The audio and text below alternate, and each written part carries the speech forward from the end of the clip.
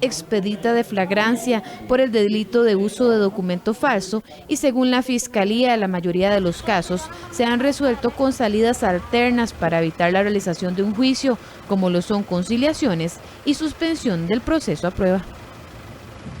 La COVID-19 causó una perforación bronquial a una joven de 25 años. Ella estuvo internada por más de 2 meses en el Hospital San Juan de Dios.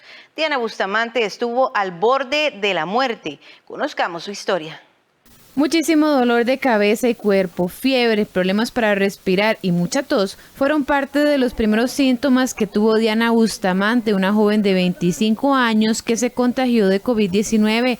Ella requirió hospitalización y su condición fue crítica. El coronavirus le produjo neumonía, es decir, una infección en los pulmones, y para poder mejorar su estado era necesario realizarle una cirugía para limpiar la cavidad que está entre los pulmones y debajo de la pared torácica. Que a pesar de que su condición era muy mala y que las probabilidades de éxito eran pocas, que había que ofrecerle pues el manejo, ¿verdad?, el óptimo. Fue llevada a sala de operaciones con todos los riesgos que eso implica. Desde su traslado del salón hasta el quirófano ya había un riesgo muy alto. A pesar de eso, bueno, se hizo. Los compañeros de enfermería, anestesia, estuvieron ahí. Todos, como se dice, nos pusimos la camiseta para ayudar a Diana. Hicimos una cirugía súper rápida, porque ella durante el transoperatorio se complicó. Su condición, que ya era crítica, empeoró, entonces debimos tomar decisiones muy rápidas. A pesar de que la cirugía fue exitosa, Diana enfrentó otro procedimiento quirúrgico debido a una perforación bronquial. Lo que ocurrió después de la cirugía de tórax es que el pulmón de Diana estaba bastante dañado y esas zonas de daño pues quedaron como, por explicarlo de alguna manera, como una fuga, como cuando tienes una llanta que se pincha.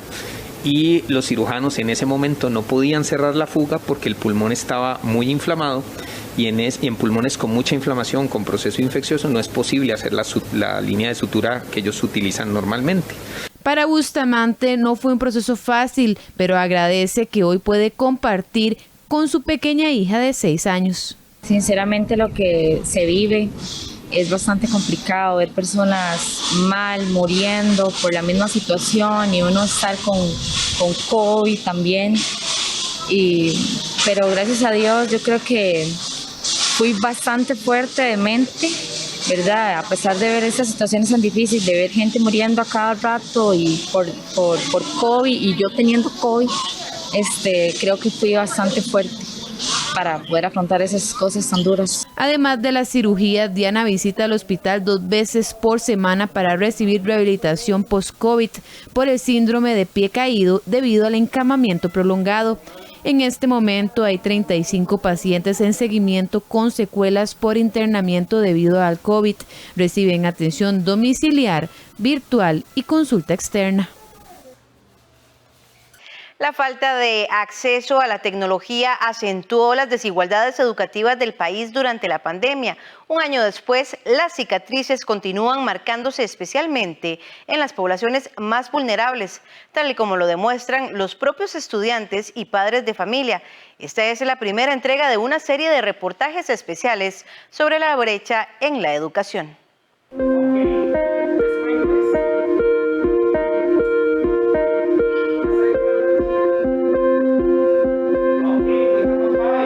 Para César Correa y Elisa Ulloa, estudiantes de 6º grado de la escuela privada International Royal School en Escazú, lo mejor que pudo pasar fue tener que estudiar desde casa.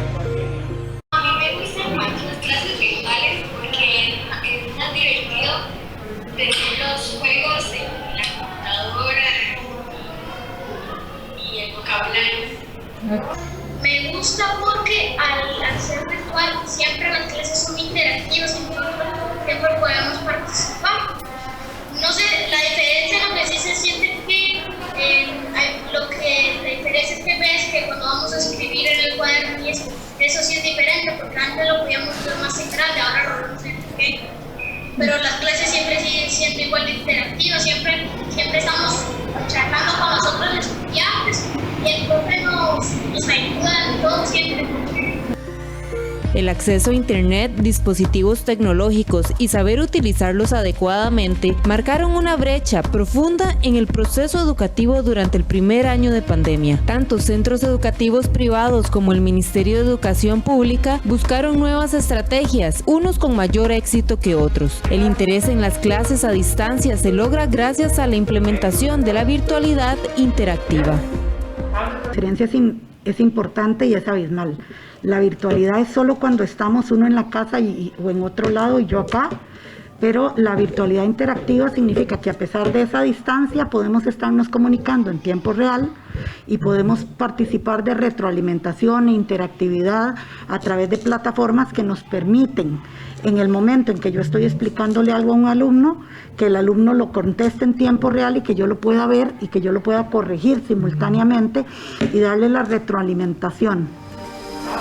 Este acceso a videos, audios y plataformas de interacción ayudan a activar todos los sentidos en el proceso de aprendizaje acorde a las inteligencias múltiples. De ahí la importancia, por ejemplo, de que un estudiante con afinidad visual pueda compartir su trabajo, ser corregido en el momento y tener retroalimentación inmediata aún en la virtualidad. Datos de UNICEF muestran que el COVID-19 exacerbó la desigualdad en la disponibilidad de la educación al generar diferencias como el no tener acceso a una computadora, internet o incluso a un escritorio. El estudio de Educación en Pausa, publicado en noviembre del 2020, afirma que mientras las 3/4 partes de los estudiantes de las escuelas privadas pueden acceder a la educación a distancia, solo la mitad de los que asisten a las escuelas públicas tienen la opción de acceder a la misma educación.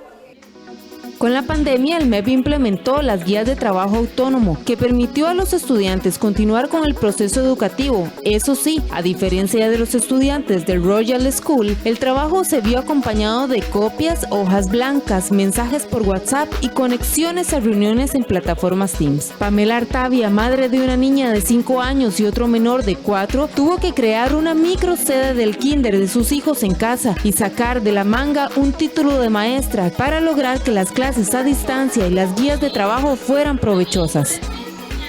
Ha sido complicado porque, como decís, uno no estudió para ser profesora, entonces tal vez la forma en la que yo le quería enseñar en ese momento a mi hija no era la adecuada, ¿verdad? Pero con esfuerzo y todo logramos sacar el año. Se llenó un AMPO más un folder de puras guías que manda el MEP. El poco acceso a dispositivos electrónicos y conexiones, así como el riesgo de que muchos dejaran las aulas, fueron algunas de las razones por las que el MEP impuso este 2021 el ingreso a clases presenciales. Este es el caso de la familia de Lucía Castellón, la madre de 5 hijos y vecina de Atillo 2, quien tiene inscritos en el sistema público a 4 de sus menores. Ellos viven en una casa de alquiler, dependen del salario de ebanista del padre de familia y solo cuentan con un teléfono celular para poder mantener la conexión con los grupos en la escuela y el colegio. Eso sí, hasta que el saldo lo permita. Es muy complicado por el asunto que, digamos, hay que utilizar el internet. Más que todo en este año, el internet lo van a utilizar más que presenciales, va a ser más virtuales. Y en ese caso a nosotros se nos dificulta mucho porque son 4 chicos y, digamos, no tenemos la capacidad para tantos dispositivos, digamos, y para que ellos estén en línea, ¿verdad? Porque de hecho ellos, de que entran en línea, tienen que estar desde temprana de la mañana. Aprender desde casa para ellos es complejo, al punto de querer renunciar al poco acceso de educación que tienen. Seguir las guías de trabajo autónomo no es tarea fácil cuando los recursos no son suficientes. Difícil porque por más de que intente, no aprendo lo mismo y recibir clases por Teams es una ayuda muy buena porque los profesores nos explican y todo, pero no he podido recibir clases por Teams en lo que llevamos ya este año. ¿El año pasado te pudiste conectar a Teams? No. ¿Tampoco? No. ¿Nunca te has conectado a la Nunca. herramienta?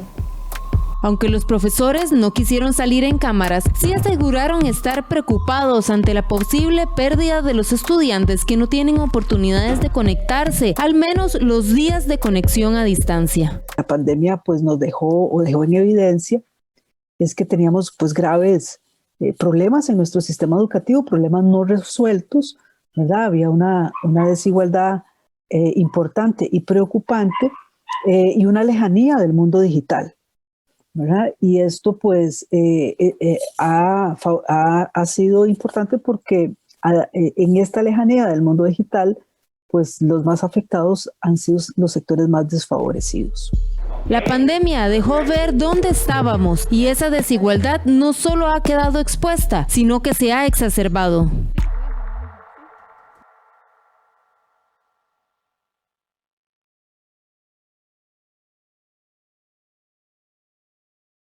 Los diputados Pablo Heriberto Abarca y Jonathan Prendas consideran que fue un error excluir a las universidades del proyecto de ley de empleo público y pidieron corregirlo en el plenario ayer.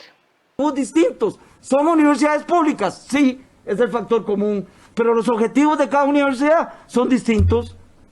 Entonces el rector va a tener que coordinar esa estructura de salario global en función del manual de puestos que cada universidad va a generar. Esto no es dejar a las universidades por fuera. Falacias, mentiras, ganas de jugar, y debo entender aquí, y aquí abro un paréntesis, están jugando electoralmente también. Don Luis, yo no sé, digamos, en español yo entendería que los señores feudales se van a reunir, se van a poner de acuerdo ellos en los estatutos y en su normativa y van a establecer el salario global. Claro, sí, va a ser un salario global, pero definido por ellos y ratificado aquí en este feudo que se está creando. De manera que no es un tema de pelearnos de quién tiene la razón o no. Lo que es cierto es que se cometió un error y que hay que corregirlo. Y que si no se corrige, no va a contar con mi voto este proyecto porque claramente está desvirtuando lo que habíamos construido. Así inició esta mañana la Comisión de Gobierno y Administración que analiza el proyecto de ley marco de empleo público. La discusión se dio en torno a las mociones que se aprobaron este martes que agregaron el inciso F al artículo 6 del proyecto y buscan que se respete la autonomía universitaria conforme a la Constitución política. De esta forma se indica que el sistema de empleo público de las instituciones de educación superior universitaria estatal estará compuesto de los estatutos orgánicos y la normativa complementaria aprobada por sus propios órganos de autogobierno de conformidad con los artículos 84, 85, 86 y 87 de la Constitución política. Para el diputado Jonathan Prendas, esto permitirá que las universidades puedan tener sus propios sistemas salariales, mientras que para el diputado del Frente Amplio, José María Villalta, era necesario corregir el tema de las universidades. El salario global, convenciones colectivas, generar planillas, una sola o varias, o lo que quieran hacer, va a estar supeditado que ellos quieran aprobarlo. Entonces, si rectoría política y rectoría técnica, más las familias, más la forma en que se estaría gestando en un trabajo tripartito entre servicio civil, planificación y municipalidades y universidades y poder judicial y los que caja o los que sean, pues eso era una cosa y aquí le estamos dando a ellos la posibilidad de vetar o aprobar lo que los entes se estén ejecutando a nivel de la legislación que se está aprobando. La ley permitía que se metiera el Poder Ejecutivo en muchos ámbitos en los que no debe meterse, pero vienen otros artículos, vienen otras mociones donde vamos a ver al final el balance global. Ustedes saben que yo era de la tesis, soy de la tesis de que deberían excluirse totalmente. Yo desearía que ese fuera la consecuencia de la moción aprobada, pero me parece que no es. Hay otros artículos más adelante que hablan del tema. Días atrás, el presidente de la República, Carlos Alvarado, así como el ministro de Hacienda, Lian Villegas, insistieron en la necesidad de incluir a las universidades en la Ley Marco de Empleo Público. Sin embargo, este martes los diputados del PLN, Luis Fernando Chacón y Jorge Fonseca, así como el independiente Drago Dolanescu y José María Villalta del Frente Amplio y Víctor Morales de la bancada oficialista del PAC aprobaron la moción que dejó fuera del texto a estas casas de estudio. El Instituto Costarricense de Ferrocarriles adjudicó los estudios de pre y factibilidad para la reconstrucción de la vía férrea del tren hacia Punta Arenas con un consorcio surcoreano. El contrato fue firmado por un monto de $540,000 y este mismo tendrá 11 meses para ejecutar el estudio. El consorcio surcoreano Dong KNR Samsung será el encargado de ejecutar el plan de pre y factibilidad para reactivar el tren hacia el Pacífico. Así lo anunció el Instituto Costarricense de Ferrocarriles este martes. El contrato fue firmado desde el 24 de febrero por un monto de $540,000, el equivalente a unos 330 millones de colones, que se financiarán con el Fondo de Preinversión del Mideplan. Ahora el consorcio surcoreano tendrá un periodo de 11 meses para ejecutar este proyecto. La presidenta ejecutiva del INCOFER, Elizabeth Briceño, destacó que se trata de un avance para la modernización del transporte en el país. Pre y factibilidad para la rehabilitación del tren hacia el Pacífico. Este es un paso más que damos dentro del INCOFER en la modernización del sistema ferroviario. El estudio de pre y factibilidad incluye el análisis de mercadeo y de riesgos, evaluación financiera, diseño y presupuesto, posible tercerización de la operación, mantenimiento del servicio ferroviario, propuesta de los carteles para la ejecución de los trabajos, la adquisición de los terrenos y equipos para el restablecimiento del servicio. El sueño de reactivar el tren hacia Punta Arenas ha perdurado durante años para muchos costarricenses, aunque ello representa un reto grande para el país. Pues hace más de 25 años que la línea férrea hacia Punta Arenas está fuera de uso, cuando José María Figueres Olsen tomó la decisión de cerrar el INCOFER en 1995. Y hoy en nuestra sección Animales en Libertad le presentamos la garza pico de bota. Esta ave es nocturna y vive en los pantanos de México, Perú y Argentina.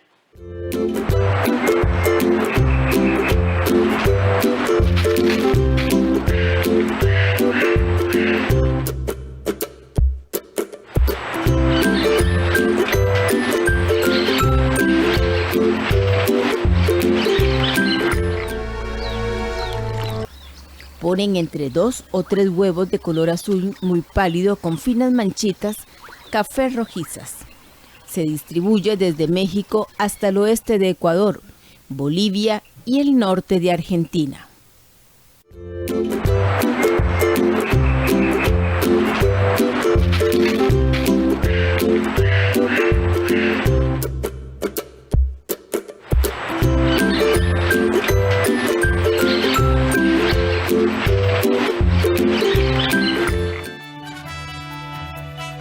De inmediato vamos a hacer una pausa comercial y ya volvemos con más información.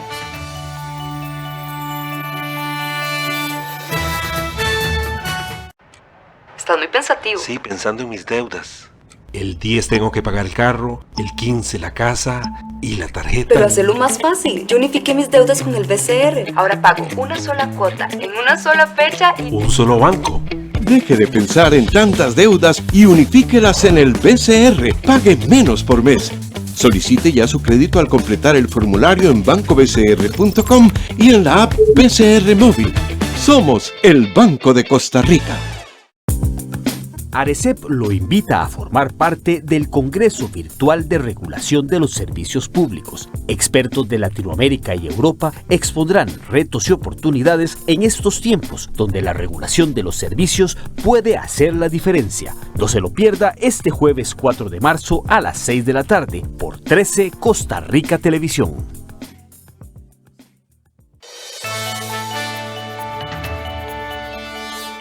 De inmediato vamos con la información deportiva. Jicaral y Cartaginés dejaron ir la oportunidad de treparse en puestos importantes de la tabla, luego de su empate a 1 del martes por la noche. El resultado en la apertura de la fecha 11 les hizo más mal que bien a ambos clubes.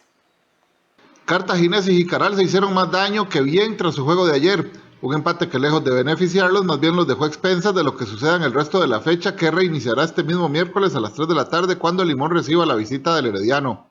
Una victoria de Jicaral los pudo haber dejado solventes en el tercer sitio, cuando menos, pero ahora con 17 puntos quedó a expensas de una victoria que pueda sacar Santos mañana ante Grecia.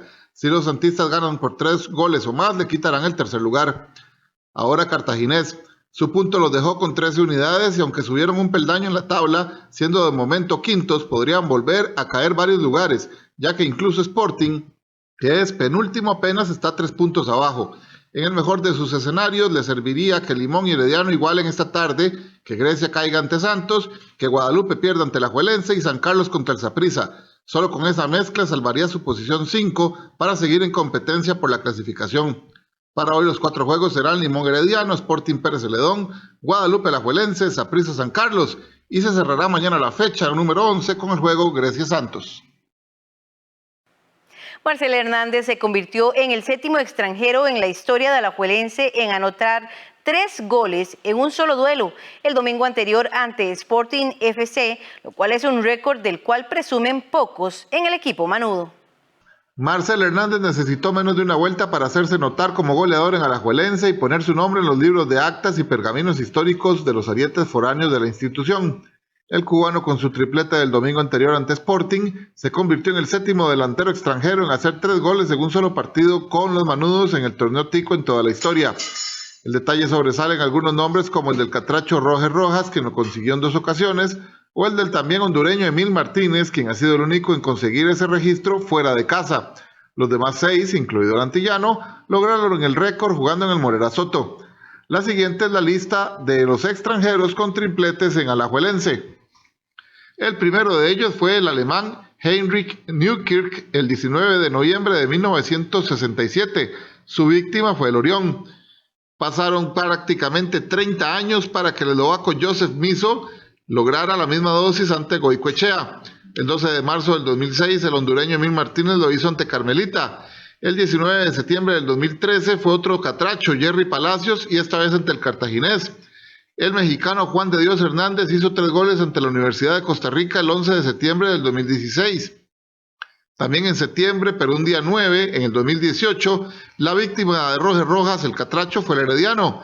El mismo Roger Rojas repitió el 16 de enero del 2019 ante la UCR y Marcel Hernández se convirtió en el primer cubano en conseguir esta marca para Alajuelense un 28 de febrero del 2021 ante el Sporting. Desde hace un año, Alajuelense empezó a darle protagonismo a sus jugadores más jóvenes, mientras otros equipos corren para cumplir con el mínimo de minutos para futbolistas menores de 21 años. La liga logró la meta en apenas 10 fechas. El papel que han tomado los juveniles en el proyecto rojinegro les permitió a los manudos cumplir con la regla sub-21 antes que cualquier otro equipo. Durante el triunfo de 3-0 ante Sporting FC del pasado domingo, el técnico Andrés Carevic le dio la titularidad a Jürgens Montenegro e ingresó de cambio a Carlos Mora y Brandon Aguilera, con lo que llegó a 1.479 minutos de jugadores menores de 21 años, con lo que superó en 39 la cantidad mínima que establece la regla, que es de 1.440. Además de Montenegro, quien es el sub-21 con más regularidad en Alajuelense, de Mora y Aguilera, la liga le ha dado minutos a Fernán Faerrón, a Giancarlo Castro, a Ian Lawrence y a Aaron Suárez.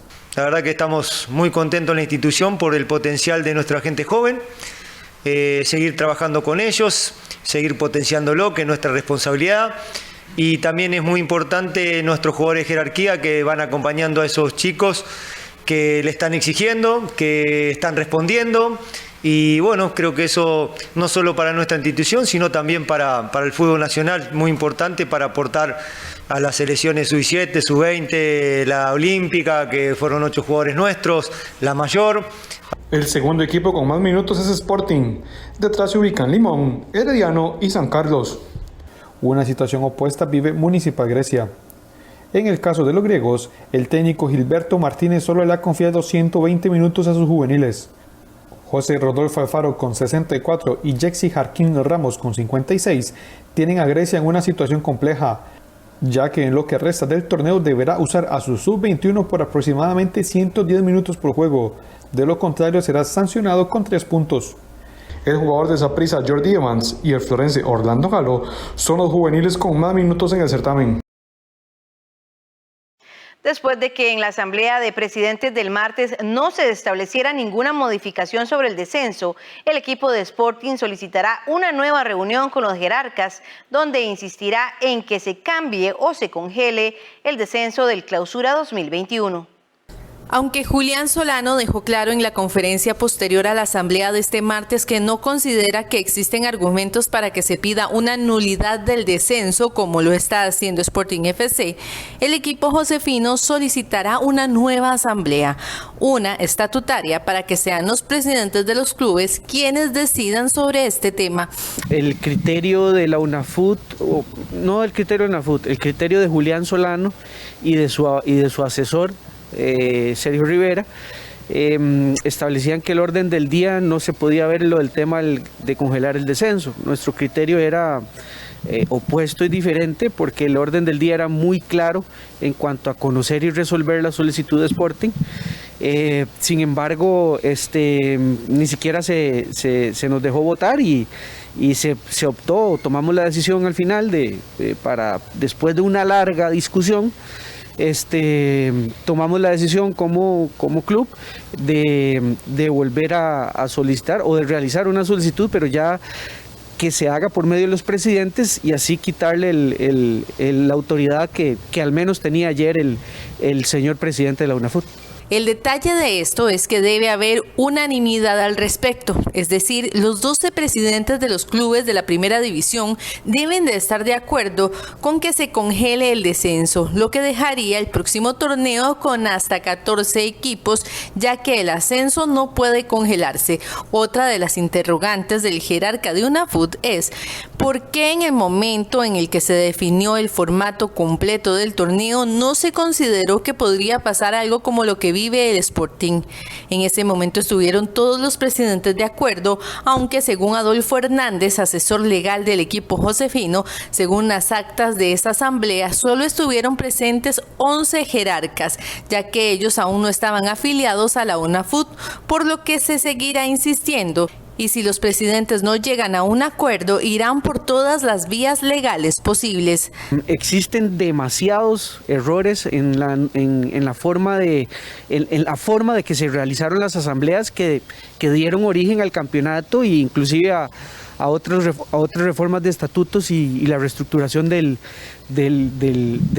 campeonato de UNAFUT como tal. Entonces, al no cumplirse todos esos requisitos de forma que los establece la ley, independientemente de que yo haya estado o no haya estado, es lo que hace que exista una nulidad absoluta en todo el torneo. Sporting sacó a José Yacone de Jicaral Cercova antes de que iniciara el Clausura 2021 para afrontar un torneo en el que nadan contra corriente. Sin embargo, las cosas no han cambiado mucho, ya que siguen en los últimos puestos de la tabla. Están sembrados para disputar la liguilla del descenso y están en el puesto 11 con 10 puntos en 10 partidos jugados.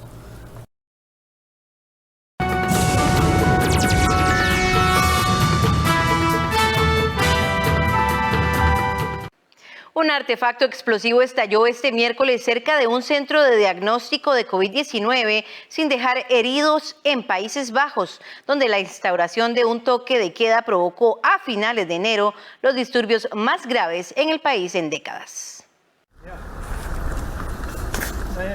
Conmoción en Países Bajos. Un artefacto casero estalló el miércoles cerca de un centro de diagnóstico de coronavirus en una ciudad del noroeste del país. No se registraron heridos en el incidente, que el Departamento de Salud Pública consideró un cobarde acto de destrucción, agresivo e intimidatorio.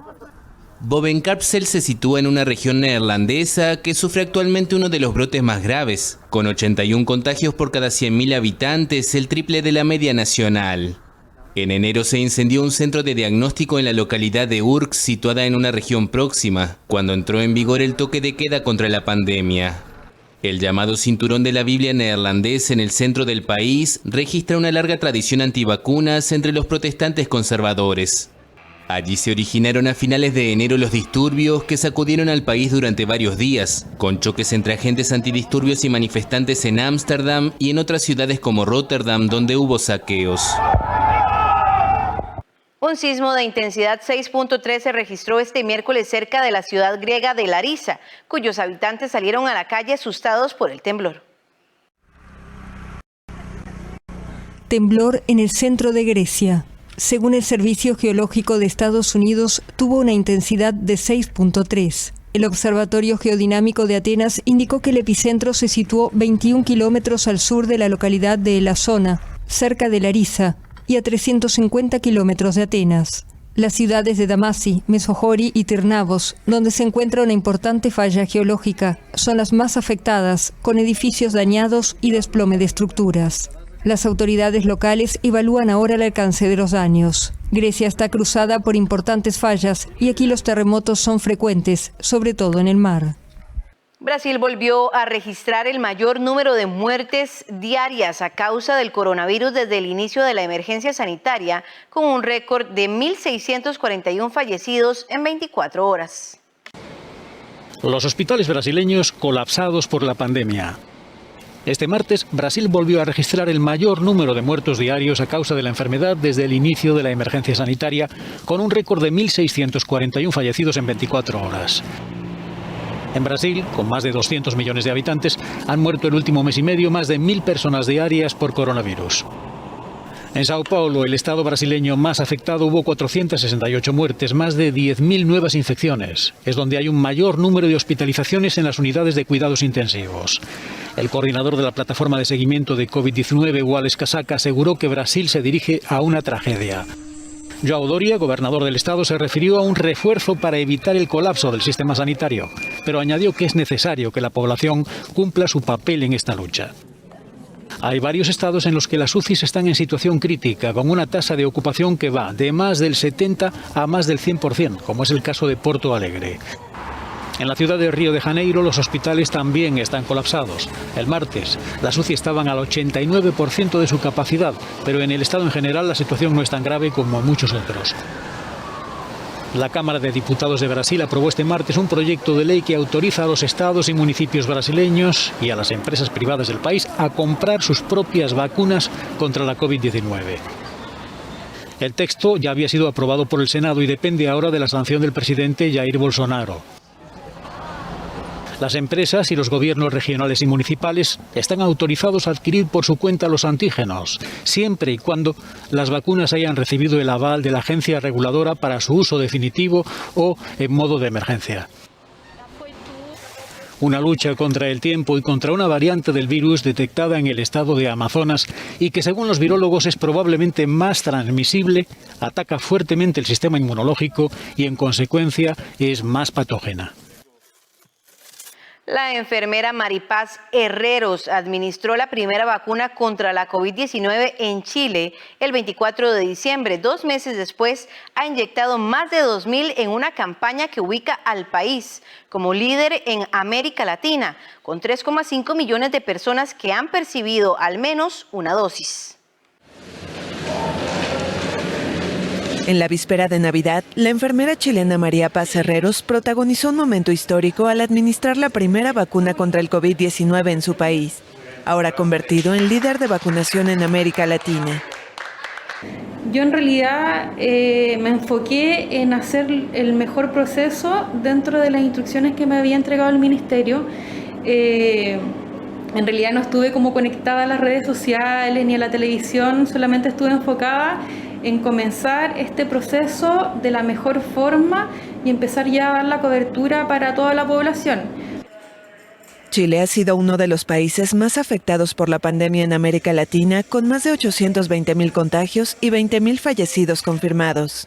Pero un año después de la detección del primer caso, ahora también figura entre los 5 países con más porcentaje de su población total vacunada, un 18% que se traducen en más de 3,5 millones de personas que han recibido al menos una dosis. Los centros, independientes que sean de atención primaria, hospitalario, están 100% con la camiseta puesta.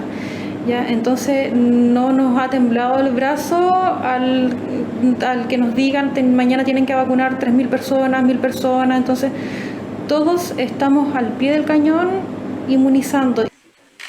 La campaña de vacunación solo consideró al personal médico al inicio, pero desde el 3 de febrero dio inicio a la vacunación masiva, gratuita y voluntaria por franjas de edad.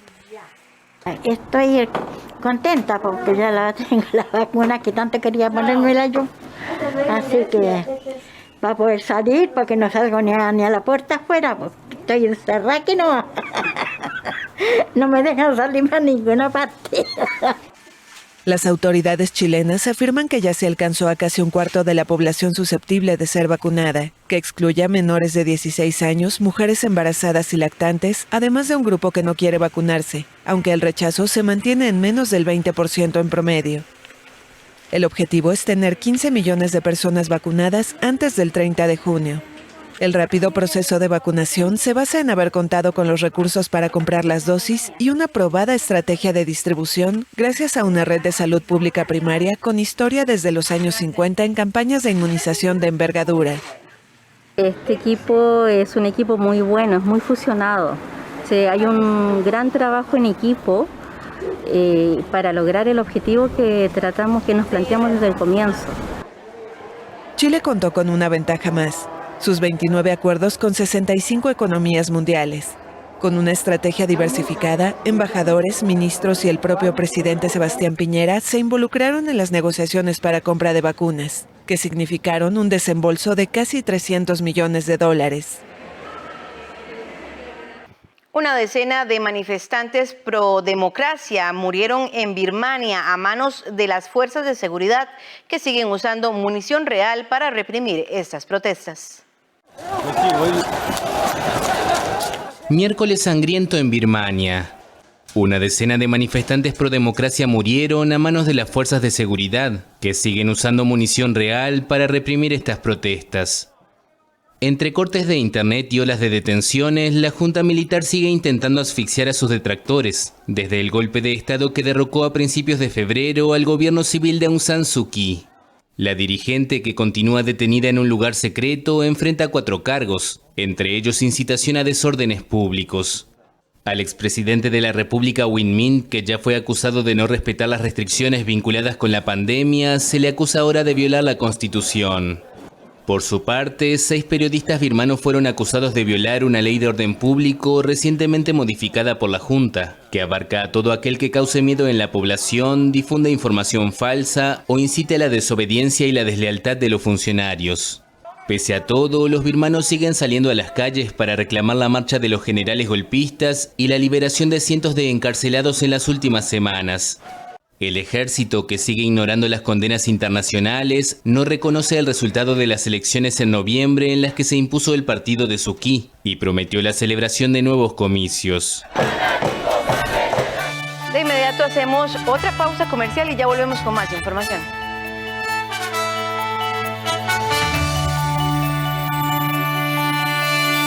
Directores de toda Latinoamérica ponen de manifiesto las fracturas ya existentes en la sociedad. Tengo que colgarte, me está entrando otra llamada.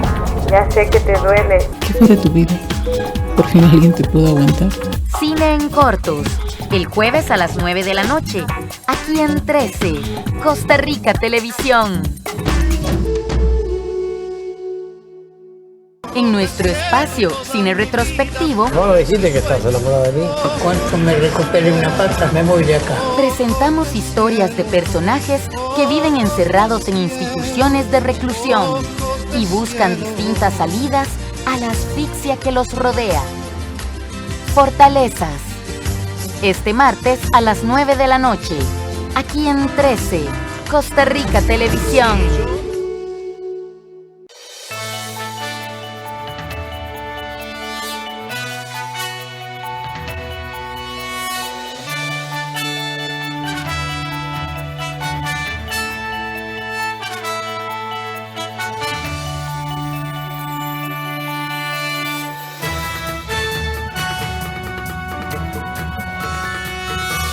Hola, ¿qué tal? Buenos días, bienvenidos a este resumen de 24 horas de Costa Rica Noticias. Yo soy la periodista Elki Méndez y estaré con ustedes en este repaso informativo. Recordarles, por supuesto, que usted nos puede seguir en Facebook, en Cinar Costa Rica Noticias y en Twitter en @Cinar Noticias, tal como aparece acá en pantalla en este momento. De inmediato vamos a conocer nuestros titulares.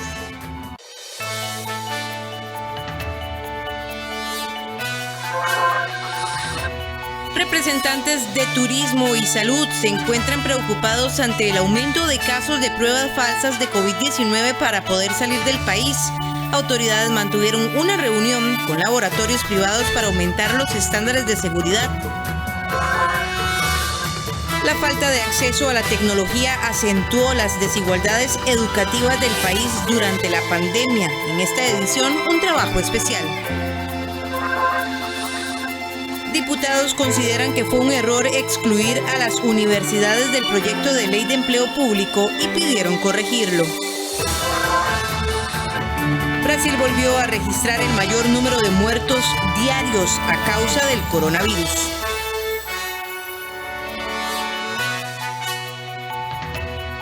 En turismo y salud se encuentran preocupados ante el aumento de casos de pruebas falsas de COVID-19 para poder salir del país. Autoridades mantuvieron una reunión con laboratorios privados para aumentar los estándares de seguridad y disminuir esta práctica. En Costa Rica se han detectado 46 casos de falsificación de pruebas de COVID-19. Por esta razón, la tarde de este martes, autoridades judiciales de salud, de turismo y la Cámara Costarricense de Salud se reunieron para buscar soluciones a este problema que implica tanto un problema de salud pública como de delito. Se está hablando de unos 46 casos ya en total de pruebas falsas detectadas y un número creciente. En ese sentido, las acciones que se acordaron van, digamos, en dos sentidos. De parte de los laboratorios, sin duda, fortalecer todos los mecanismos de coordinación, comunicación y también de dispositivos de seguridad adicionales que hemos acordado establecer. Entre las propuestas figuran que las aerolíneas tengan acceso a la prueba digital propiamente en la página del laboratorio a través de un código o un QR, así como una agresiva campaña de comunicación para informar a la población sobre los riesgos tanto en salud como judicial y social. Preocupa que si creciera ese número, el impacto por lo que es la imagen país, lo que puede ser las disposiciones que autoridades migratorias de otros países pudieran tomar, quizás más estrictas, hacer de Costa Rica un destino menos atractivo, quizás entorpeciendo los mecanismos de viajes. Eso es sin duda lo que no queremos. Masi explica que en el país existen 113 laboratorios con la capacidad de hacer pruebas PCR o de antígenos y que los precios van desde los $55 a $150.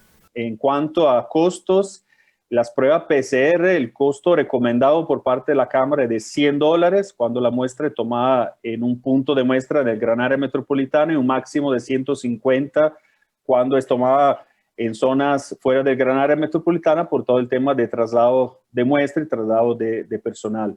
En cuanto a las pruebas de antígenos, los costos rondan entre los 30.000 y los 33.000 colones. Por su parte, en el Ministerio de Salud señalan que las pruebas deben realizarse en laboratorios autorizados por la entidad. Esto debido a que algunas personas detenidas por presentar documentos falsos acudieron a lugares no autorizados para la realización de las pruebas. El Ministerio de Salud emitió un lineamiento a través del cual autoriza a los laboratorios clínicos a la obtención de pruebas y a la realización de las mismas en sus instalaciones. Para ello, el laboratorio debe estar debidamente habilitado y debe presentar una documentación técnica sobre la prueba que desea adquirir, la cual es valorada por los funcionarios del ministerio y si procede se emite una autorización. Esta autorización se registra en un listado de laboratorios que es publicada en nuestra página web. Las personas detenidas han sido procesadas mediante la modalidad expedita de flagrancia por el delito de uso de documento falso y según la Fiscalía, la mayoría de los casos se han resuelto con salidas alternas para evitar la realización de un juicio, como lo son conciliaciones y suspensión del proceso a prueba. La COVID-19 causó una perforación bronquial a una joven de 25 años. Ella estuvo internada por más de 2 meses en el Hospital San Juan de Dios. Diana Bustamante estuvo al borde de la muerte. Conozcamos su historia. Muchísimo dolor de cabeza y cuerpo, fiebre, problemas para respirar y mucha tos fueron parte de los primeros síntomas que tuvo Diana Bustamante, una joven de 25 años que se contagió de COVID-19. Ella requirió hospitalización y su condición fue crítica. el coronavirus le produjo neumonía, es decir, una infección en los pulmones, y para poder mejorar su estado era necesario realizarle una cirugía para limpiar la cavidad que está entre los pulmones y debajo de la pared torácica. Que a pesar de que su condición era muy mala y que las probabilidades de éxito eran pocas, que había que ofrecerle pues el manejo, ¿verdad?, el óptimo. Fue llevada a sala de operaciones con todos los riesgos que eso implica. Desde su traslado del salón hasta el quirófano ya había un riesgo muy alto. A pesar de eso, bueno, se hizo. Los compañeros de enfermería, anestesia, estuvieron ahí. Todos, como se dice, nos pusimos la camiseta para ayudar a Diana. Hicimos una cirugía súper rápida, porque ella durante el transoperatorio se complicó. Su condición, que ya era crítica, empeoró. Entonces debimos tomar decisiones muy rápidas. A pesar de que la cirugía fue exitosa, Diana enfrentó otro procedimiento quirúrgico debido a una perforación bronquial. Lo que ocurrió después de la cirugía de tórax es que el pulmón de Diana estaba bastante dañado y esas zonas de daño pues quedaron como, por explicarlo de alguna manera, como una fuga, como cuando tienes una llanta que se pincha y los cirujanos en ese momento no podían cerrar la fuga porque el pulmón estaba muy inflamado y en pulmones con mucha inflamación, con proceso infeccioso, no es posible hacer la línea de sutura que ellos utilizan normalmente. Para Bustamante no fue un proceso fácil, pero agradece que hoy puede compartir con su pequeña hija de 6 años. Sinceramente lo que se vive es bastante complicado, ver personas mal, muriendo por la misma situación y uno estar con COVID también. Pero gracias a Dios yo creo que fui bastante fuerte de mente, ¿verdad? A pesar de ver esas situaciones tan difíciles, de ver gente muriendo a cada rato y por COVID y yo teniendo COVID, creo que fui bastante fuerte para poder afrontar esas cosas tan duras. Además de la cirugía, Diana visita el hospital 2 veces por semana para recibir rehabilitación post-COVID por el síndrome de pie caído debido al encamamiento prolongado. En este momento hay 35 pacientes en seguimiento con secuelas por internamiento debido al COVID. Reciben atención domiciliar, virtual y consulta externa. La falta de acceso a la tecnología acentuó las desigualdades educativas del país durante la pandemia. Un año después, las cicatrices continúan marcándose especialmente en las poblaciones más vulnerables, tal y como lo demuestran los propios estudiantes y padres de familia. Esta es la primera entrega de una serie de reportajes especiales sobre la brecha en la educación.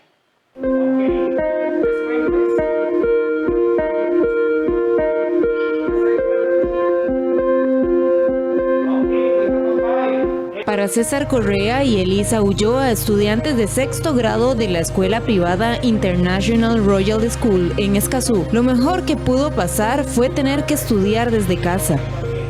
A mí me gustan más las clases virtuales porque es más divertido tener los juegos en la computadora y el vocabulario. Me gusta porque al ser virtual siempre las clases son interactivas, siempre podemos participar. No sé, la diferencia en lo que sí se siente que la diferencia que ves que cuando vamos a escribir en el cuaderno y eso sí es diferente porque antes lo podíamos ver más en grande, ahora lo vemos en pequeño. Pero las clases siempre siguen siendo igual de interactivas, siempre estamos charlando con los otros estudiantes y el profe nos ayuda en todo siempre.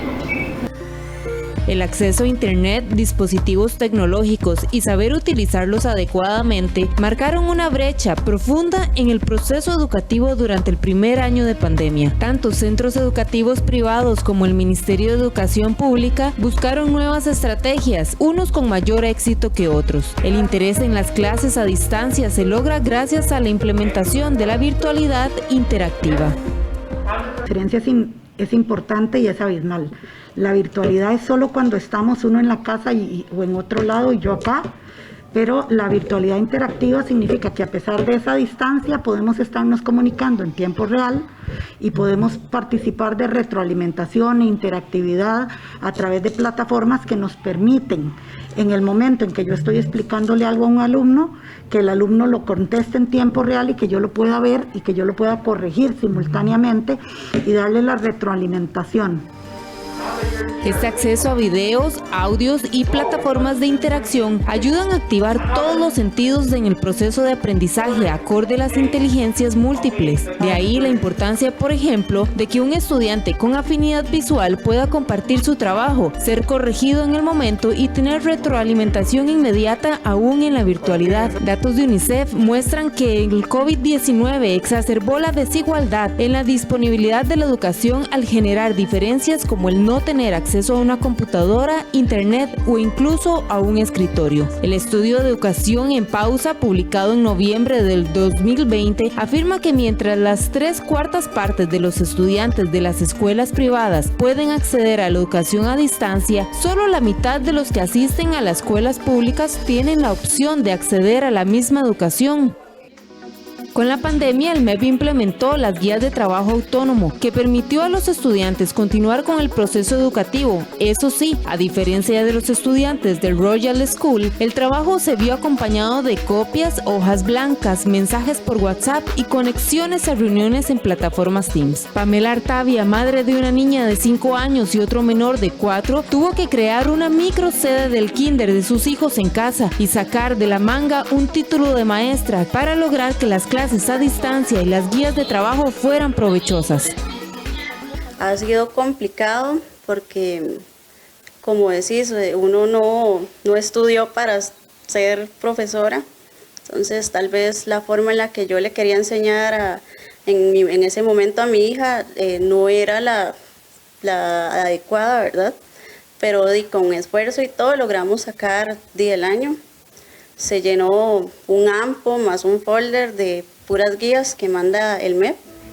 El poco acceso a dispositivos electrónicos y conexiones, así como el riesgo de que muchos dejaran las aulas, fueron algunas de las razones por las que el MEP impuso este 2021 el ingreso a clases presenciales. Este es el caso de la familia de Lucía Castellón, la madre de 5 hijos y vecina de Atillo 2, quien tiene inscritos en el sistema público a 4 de sus menores. Ellos viven en una casa de alquiler, dependen del salario de ebanista del padre de familia y solo cuentan con un teléfono celular para poder mantener la conexión con los grupos en la escuela y el colegio. Eso sí, hasta que el saldo lo permita.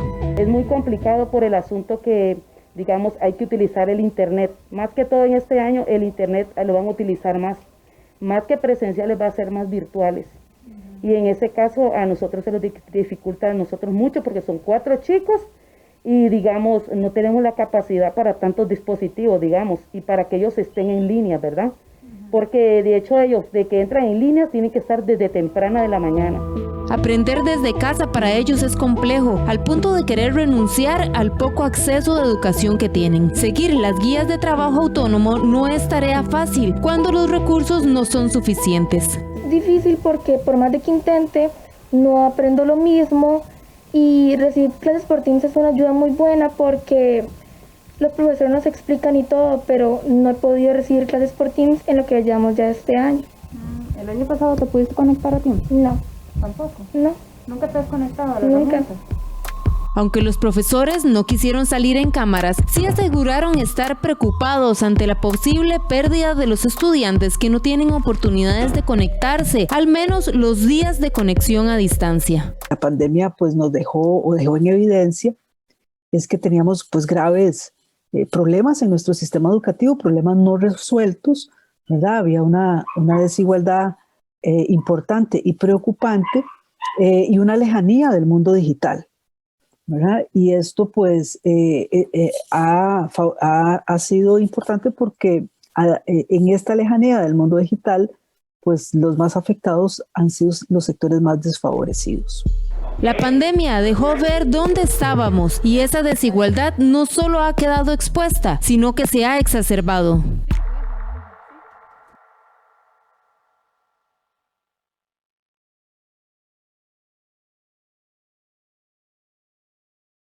Los diputados Pablo Heriberto Abarca y Jonathan Prendas consideran que fue un error excluir a las universidades del proyecto de ley de empleo público y pidieron corregirlo en el plenario ayer.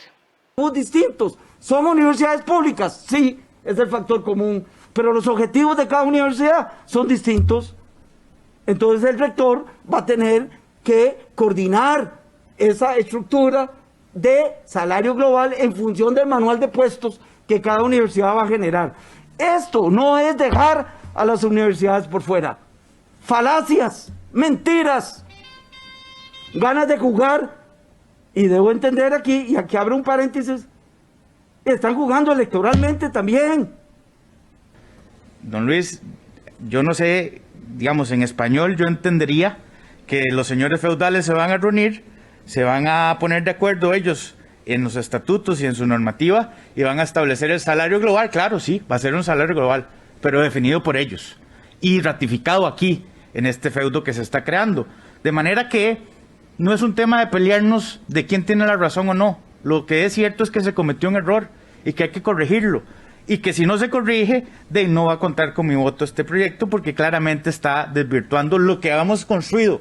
Así inició esta mañana la Comisión de Gobierno y Administración que analiza el proyecto de ley marco de empleo público.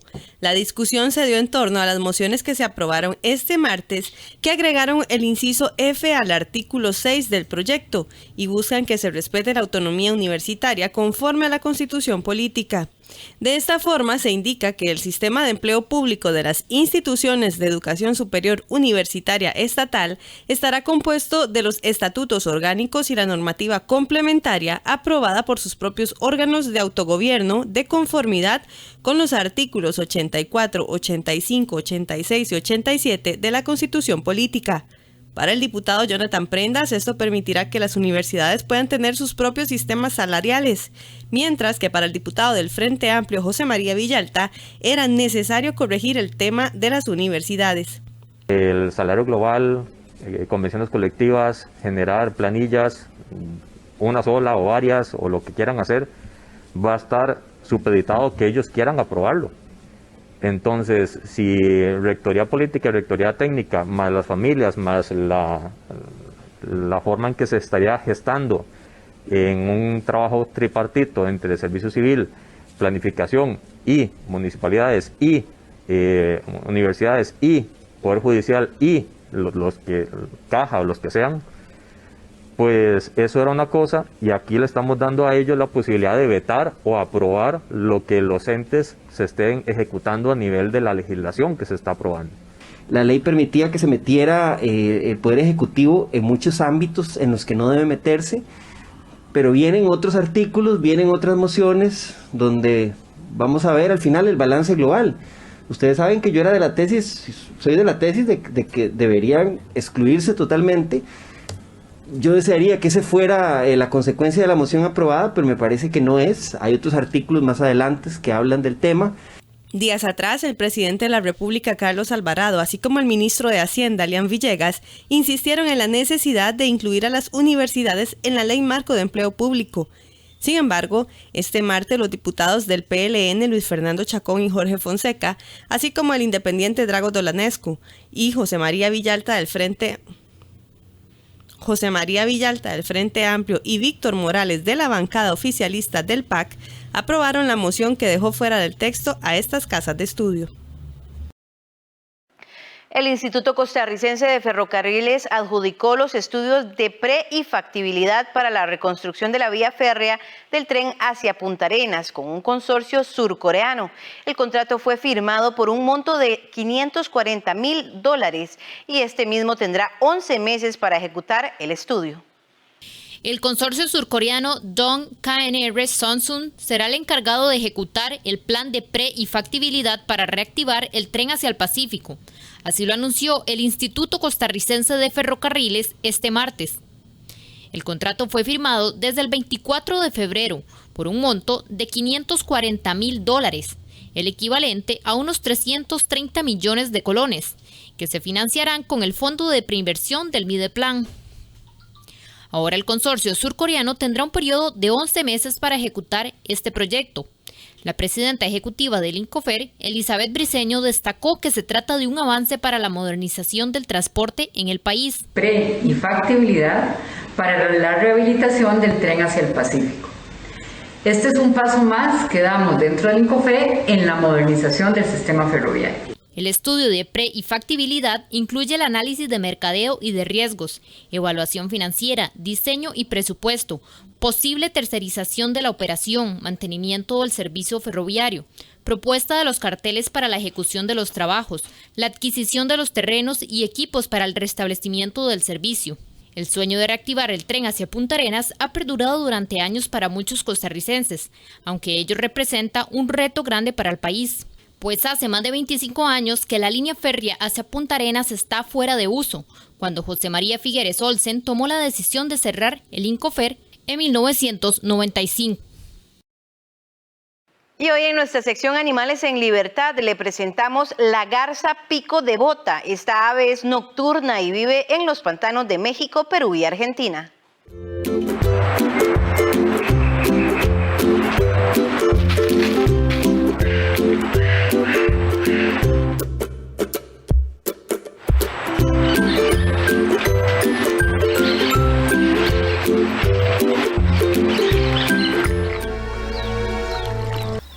Ponen entre 2 o 3 huevos de color azul muy pálido con finas manchitas café rojizas. Se distribuye desde México hasta el oeste de Ecuador, Bolivia y el norte de Argentina.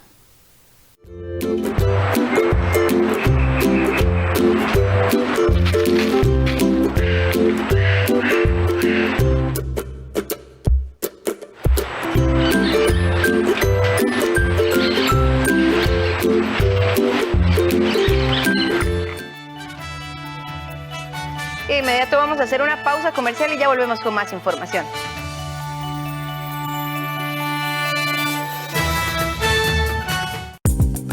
ARECEP lo invita a formar parte del Congreso Virtual de Regulación de los Servicios Públicos. Expertos de Latinoamérica y Europa expondrán retos y oportunidades en estos tiempos donde la regulación de los servicios puede hacer la diferencia. No se lo pierda este jueves 4 de marzo a las 6 de la tarde por 13 Costa Rica Televisión. Costa Rica es pura vida. Costa Rica es mi patria querida. Este jueves lo esperamos en Café Nacional a partir de las 8 de la mañana. Vamos a tener una deliciosa receta de ceviche de pejibaye y ceviche de pargo. Eso se lo daremos a conocer y a las 9 de la mañana arrancaremos Aprendo en Casa. No se lo pueden perder y les dejamos los materiales. Una voz que entona un canto libre y la esperanza tejiendo al futuro. Un pueblo en marcha pero sin apuros.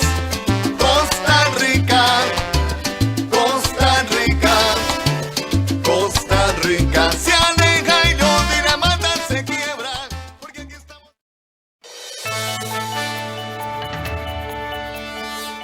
De inmediato vamos con la información deportiva. Jicaral y Cartaginés dejaron ir la oportunidad de treparse en puestos importantes de la tabla, luego de su empate a 1 del martes por la noche. El resultado en la apertura de la fecha 11 les hizo más mal que bien a ambos clubes. Cartaginés y Jicaral se hicieron más daño que bien tras su juego de ayer. Un empate que lejos de beneficiarlos, más bien los dejó a expensas de lo que suceda en el resto de la fecha, que reiniciará este mismo miércoles a las 3 de la tarde cuando Limón reciba la visita del Herediano. Una victoria de Jicaral los pudo haber dejado solventes en el tercer sitio, cuando menos, pero ahora con 17 puntos quedó a expensas de una victoria que pueda sacar Santos mañana ante Grecia. Si los santistas ganan por 3 goles o más, le quitarán el tercer lugar. Ahora Cartaginés, su punto los dejó con 13 unidades y aunque subieron un peldaño en la tabla, siendo de momento quintos, podrían volver a caer varios lugares, ya que incluso Sporting, que es penúltimo, apenas está 3 puntos abajo. En el mejor de sus escenarios, le serviría que Limón y Herediano igualen esta tarde, que Grecia caiga ante Santos, que Guadalupe pierda ante la Juelense y San Carlos contra el Saprissa. Solo con esa mezcla salvaría su posición 5 para seguir en competencia por la clasificación. Para hoy los 4 juegos serán Limón Herediano, Sporting Pérez Celedón, Guadalupe la Juelense, Saprissa San Carlos y se cerrará mañana la fecha número 11 con el juego Grecia Santos. Marcel Hernández se convirtió en el 7º extranjero en la historia de Alajuelense en anotar 3 goles en un solo duelo el domingo anterior ante Sporting FC, lo cual es un récord del cual presumen pocos en el equipo manudo. Marcel Hernández necesitó menos de una vuelta para hacerse notar como goleador en Alajuelense y poner su nombre en los libros de actas y pergaminos históricos de los arietes foráneos de la institución. El cubano, con su triplete del domingo anterior ante Sporting, se convirtió en el 7º delantero extranjero en hacer 3 goles en un solo partido con los manudos en el torneo tico en toda la historia. El detalle sobresalen algunos nombres como el del catracho Roger Rojas, quien lo consiguió en 2 ocasiones, o el del también hondureño Emil Martínez, quien ha sido el único en conseguir ese registro fuera de casa. Los demás 6, incluido el antillano, lograron el récord jugando en el Morera Soto. La siguiente es la lista de los extranjeros con tripletes en Alajuelense. El primero de ellos fue el alemán Heinrich Newkirk el 19 de noviembre de 1967. Su víctima fue el Orión. Pasaron prácticamente 30 años para que el eslovaco Josef Miso lograra la misma dosis ante Goicoechea.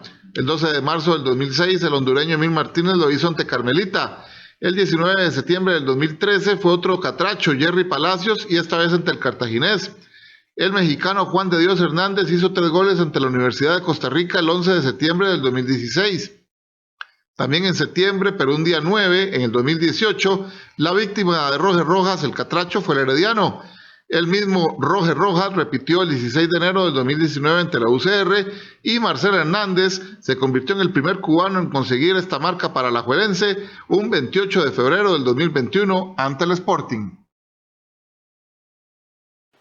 Desde hace un año, Alajuelense empezó a darle protagonismo a sus jugadores más jóvenes, mientras otros equipos corren para cumplir con el mínimo de minutos para futbolistas menores de 21 años. La liga logró la meta en apenas 10 fechas. El papel que han tomado los juveniles en el proyecto rojinegro les permitió a los manudos cumplir con la regla sub-21 antes que cualquier otro equipo.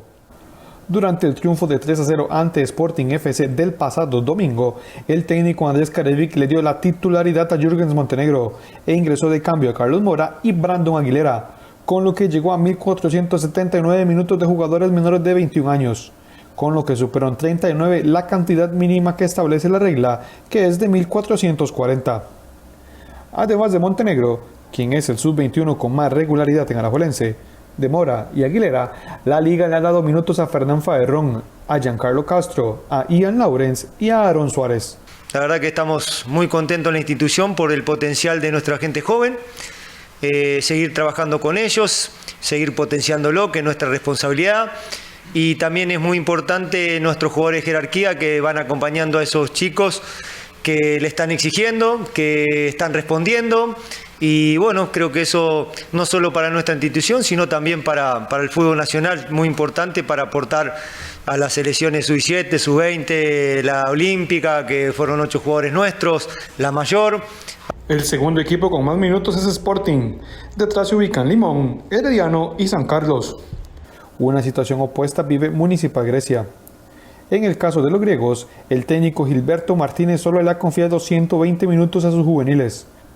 José Rodolfo Alfaro con 64 y Jexy Jarquín Ramos con 56 tienen a Grecia en una situación compleja, ya que en lo que resta del torneo deberá usar a su sub-21 por aproximadamente 110 minutos por juego, de lo contrario será sancionado con 3 puntos. El jugador de Saprissa Jordi Evans y el florense Orlando Galo son los juveniles con más minutos en el certamen. Después de que en la Asamblea de Presidentes del martes no se estableciera ninguna modificación sobre el descenso, el equipo de Sporting solicitará una nueva reunión con los jerarcas, donde insistirá en que se cambie o se congele el descenso del Clausura 2021. Aunque Julián Solano dejó claro en la conferencia posterior a la asamblea de este martes que no considera que existen argumentos para que se pida una nulidad del descenso como lo está haciendo Sporting FC, el equipo josefino solicitará una nueva asamblea, una estatutaria, para que sean los presidentes de los clubes quienes decidan sobre este tema. El criterio de la UNAFUT, no el criterio de UNAFUT, el criterio de Julián Solano y de su asesor, Sergio Rivera, establecían que el orden del día no se podía ver lo del tema de congelar el descenso. Nuestro criterio era opuesto y diferente, porque el orden del día era muy claro en cuanto a conocer y resolver la solicitud de Sporting. Sin embargo, ni siquiera se nos dejó votar y se optó, tomamos la decisión al final para después de una larga discusión, tomamos la decisión como club de volver a solicitar o de realizar una solicitud, pero ya que se haga por medio de los presidentes y así quitarle la autoridad que al menos tenía ayer el señor presidente de la UNAFUT. El detalle de esto es que debe haber unanimidad al respecto, es decir, los 12 presidentes de los clubes de la primera división deben de estar de acuerdo con que se congele el descenso, lo que dejaría el próximo torneo con hasta 14 equipos, ya que el ascenso no puede congelarse. Otra de las interrogantes del jerarca de UNAFUT es ¿por qué en el momento en el que se definió el formato completo del torneo no se consideró que podría pasar algo como lo que vive el Sporting? En ese momento estuvieron todos los presidentes de acuerdo, aunque según Adolfo Hernández, asesor legal del equipo josefino, según las actas de esa asamblea, solo estuvieron presentes 11 jerarcas, ya que ellos aún no estaban afiliados a la UNAFUT, por lo que se seguirá insistiendo. Y si los presidentes no llegan a un acuerdo, irán por todas las vías legales posibles. Existen demasiados errores en la forma de que se realizaron las asambleas que dieron origen al campeonato e inclusive a otras reformas de estatutos y la reestructuración del campeonato de UNAFUT como tal. Entonces, al no cumplirse todos esos requisitos de forma que los establece la ley, independientemente de que yo haya estado o no haya estado, es lo que hace que exista una nulidad absoluta en todo el torneo. Sporting sacó a José Yacone de Jicaral Cercova antes de que iniciara el Clausura 2021 para afrontar un torneo en el que nadan contra corriente. Sin embargo, las cosas no han cambiado mucho, ya que siguen en los últimos puestos de la tabla. Están sembrados para disputar la liguilla del descenso y están en el puesto 11 con 10 puntos en 10 partidos jugados.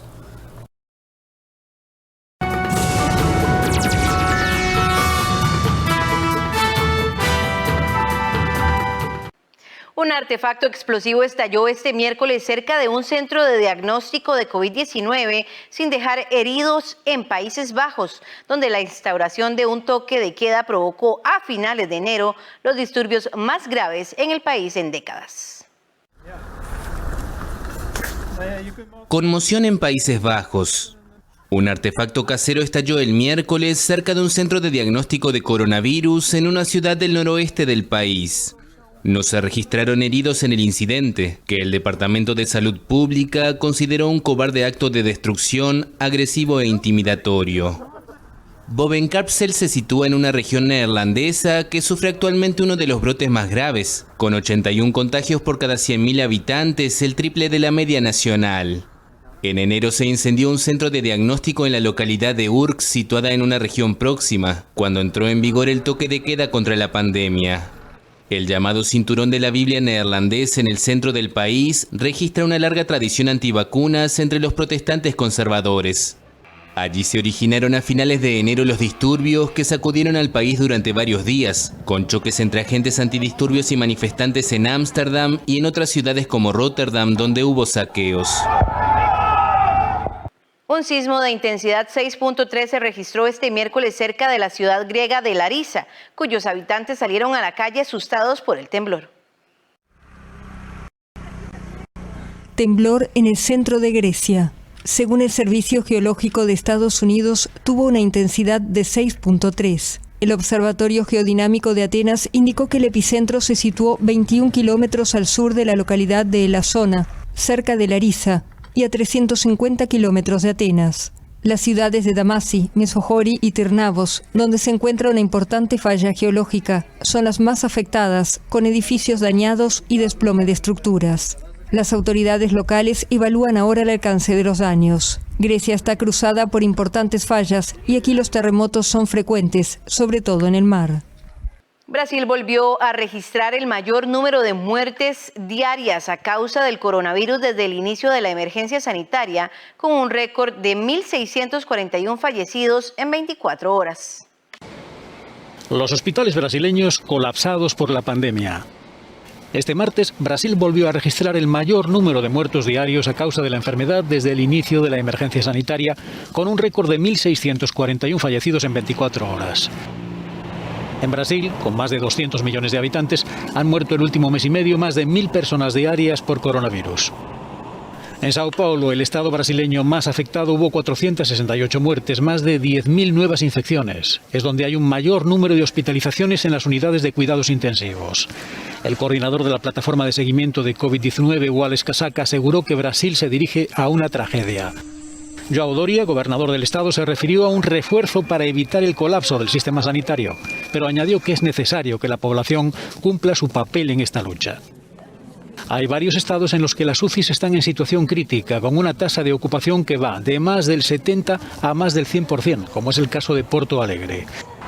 En la ciudad de Río de Janeiro, los hospitales también están colapsados. El martes, las UCI estaban al 89% de su capacidad, pero en el estado en general la situación no es tan grave como en muchos otros. La Cámara de Diputados de Brasil aprobó este martes un proyecto de ley que autoriza a los estados y municipios brasileños y a las empresas privadas del país a comprar sus propias vacunas contra la COVID-19. El texto ya había sido aprobado por el Senado y depende ahora de la sanción del presidente Jair Bolsonaro. Las empresas y los gobiernos regionales y municipales están autorizados a adquirir por su cuenta los antígenos, siempre y cuando las vacunas hayan recibido el aval de la agencia reguladora para su uso definitivo o en modo de emergencia. Una lucha contra el tiempo y contra una variante del virus detectada en el estado de Amazonas y que, según los virólogos, es probablemente más transmisible, ataca fuertemente el sistema inmunológico y, en consecuencia, es más patógena. La enfermera Maripaz Herreros administró la primera vacuna contra la COVID-19 en Chile el 24 de diciembre. 2 meses después, ha inyectado más de 2.000 en una campaña que ubica al país como líder en América Latina, con 3,5 millones de personas que han percibido al menos una dosis. En la víspera de Navidad, la enfermera chilena María Paz Herreros protagonizó un momento histórico al administrar la primera vacuna contra el COVID-19 en su país, ahora convertido en líder de vacunación en América Latina. Yo en realidad me enfoqué en hacer el mejor proceso dentro de las instrucciones que me había entregado el ministerio. En realidad no estuve como conectada a las redes sociales ni a la televisión, solamente estuve enfocada en comenzar este proceso de la mejor forma y empezar ya a dar la cobertura para toda la población. Chile ha sido uno de los países más afectados por la pandemia en América Latina, con más de 820.000 contagios y 20.000 fallecidos confirmados. Pero un año después de la detección del primer caso, ahora también figura entre los 5 países con más porcentaje de su población total vacunada, un 18% que se traducen en más de 3,5 millones de personas que han recibido al menos una dosis. Los centros, independientes que sean de atención primaria, hospitalario, están 100% con la camiseta puesta. ¿Ya? Entonces no nos ha temblado el brazo al que nos digan mañana tienen que vacunar 3.000 personas, 1.000 personas, entonces todos estamos al pie del cañón inmunizando. La campaña de vacunación solo consideró al personal médico al inicio, pero desde el 3 de febrero dio inicio a la vacunación masiva, gratuita y voluntaria por franjas de edad. Estoy contenta porque ya tengo la vacuna que tanto quería ponérmela yo. Así que para poder salir, para que no salgo ni a la puerta afuera, porque estoy encerrada que no me dejan salir a ninguna parte. Las autoridades chilenas afirman que ya se alcanzó a casi un cuarto de la población susceptible de ser vacunada, que excluye a menores de 16 años, mujeres embarazadas y lactantes, además de un grupo que no quiere vacunarse, aunque el rechazo se mantiene en menos del 20% en promedio. El objetivo es tener 15 millones de personas vacunadas antes del 30 de junio. El rápido proceso de vacunación se basa en haber contado con los recursos para comprar las dosis y una probada estrategia de distribución gracias a una red de salud pública primaria con historia desde los años 50 en campañas de inmunización de envergadura. Este equipo es un equipo muy bueno, es muy fusionado. Hay un gran trabajo en equipo para lograr el objetivo que nos planteamos desde el comienzo. Chile contó con una ventaja más. Sus 29 acuerdos con 65 economías mundiales. Con una estrategia diversificada, embajadores, ministros y el propio presidente Sebastián Piñera se involucraron en las negociaciones para compra de vacunas, que significaron un desembolso de casi $300 millones. Una decena de manifestantes pro democracia murieron en Birmania a manos de las fuerzas de seguridad que siguen usando munición real para reprimir estas protestas. Miércoles sangriento en Birmania. Una decena de manifestantes pro democracia murieron a manos de las fuerzas de seguridad que siguen usando munición real para reprimir estas protestas. Entre cortes de internet y olas de detenciones, la junta militar sigue intentando asfixiar a sus detractores, desde el golpe de estado que derrocó a principios de febrero al gobierno civil de Aung San Suu Kyi. La dirigente, que continúa detenida en un lugar secreto, enfrenta 4 cargos, entre ellos incitación a desórdenes públicos. Al expresidente de la República Win Myint, que ya fue acusado de no respetar las restricciones vinculadas con la pandemia, se le acusa ahora de violar la Constitución. Por su parte, 6 periodistas birmanos fueron acusados de violar una ley de orden público recientemente modificada por la Junta, que abarca a todo aquel que cause miedo en la población, difunda información falsa o incite a la desobediencia y la deslealtad de los funcionarios. Pese a todo, los birmanos siguen saliendo a las calles para reclamar la marcha de los generales golpistas y la liberación de cientos de encarcelados en las últimas semanas. El ejército, que sigue ignorando las condenas internacionales, no reconoce el resultado de las elecciones en noviembre en las que se impuso el partido de Suu Kyi y prometió la celebración de nuevos comicios. Y de esta forma llegamos al cierre de esta entrega informativa. Agradecemos su compañía y le recordamos que nuestra próxima edición de noticias será a las 12 del mediodía. Le esperamos.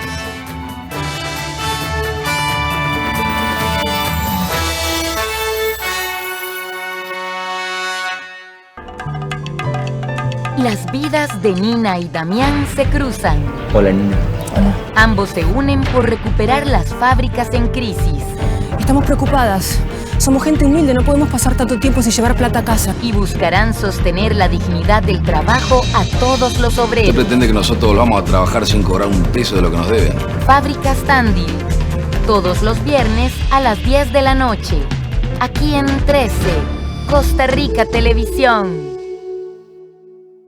Un encuentro con la escritora y editora colombiana Lucía Donadío es un encuentro con la tenacidad y la dulzura, con la sencillez y la serenidad que solo poseen aquellos a quien la vida, pero también la muerte, les ha enseñado lo que es verdaderamente importante. Yo creo que la poesía es como una revelación que uno siente en instantes y que uno siente que esas palabras que llegan hay que escribirlas. Fuerza Latina, los domingos a las 2 de la tarde, solo en 13, Costa Rica Televisión. A continuación, Café Nacional.